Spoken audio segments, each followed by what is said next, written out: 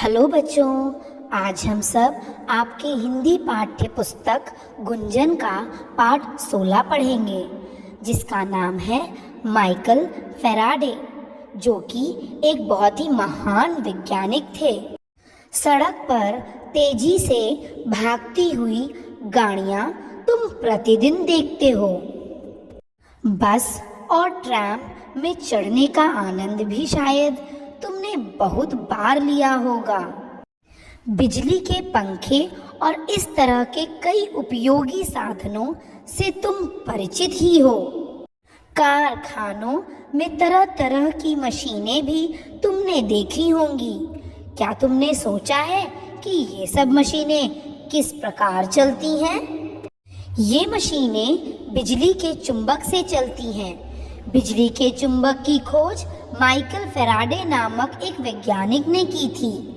Faraday की इस खोज से विश्व को अनेक उपयोगी चीजें मिली, परंतु बाल्यकाल से ही उसे कई कठिनाइयों का सामना करना पड़ा था।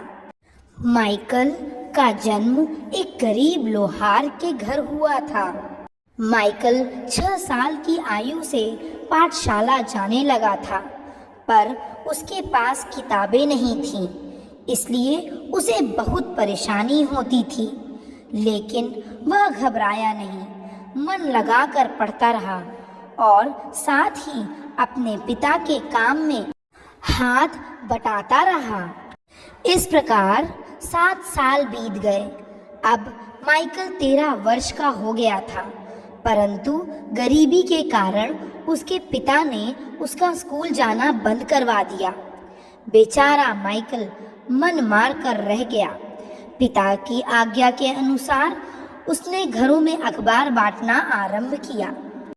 कुछ दिनों बाद उसे एक जिल्द बनाने वाले के यहाँ नौकरी मिल गई। इस बहाने उसे किताबें पढ़ने का अवसर भी प्राप्त होता रहा। फैराडे परिश्रमी बालक था। वह अच्छी जिल्दें बांधता था, इसलिए उसका मालिक उससे खुश था। यदि दुकान पर बिजली से संबंधित कोई किताब आती तो फैराडे उसे अवश्य पढ़ता। एक दिन एक बूढ़े आदमी ने उसे ऐसी ही एक किताब में मग्न देखा। वह वृद्ध व्यक्ति स्वयं एक वैज्ञानिक था। इतने छोटे बालक को ऐसी कठिन किताब पढ़ते देखकर वह चकित रह गया। उसने पूछा, तुम कहाँ पढ़ते हो? मैं कहीं नहीं पढ़ता, मैं ये जिल्दें बांधता हूँ, माइकल ने उत्तर दिया। मुझे बिजली से संबंधित किताबें अच्छी लगती हैं। जानकारी बढ़ाने के लिए मैं यह किताब पढ़ रहा हूँ। उस वृद्ध व्यक्ति माइकल के उत्तर से खुश हुआ। उसने सलाह दी, यदि तुम बिजली के बारे में जानकारी बढ़ाना चाहते हो तो सर हेम्फ्रे डेवी के भाषण सुना करो। माइकल तुरंत भाषण की जगह पर जा पहुंचा। वहां जाकर उसने देखा कि भाषण सुनने के लिए टिकट खरीदना जरूरी था। मालिक से पैसे लेकर उसने टिकट खरीदा और भाषण सुनने लगा। लौटने पर मालिक ने पैसे काट लिए।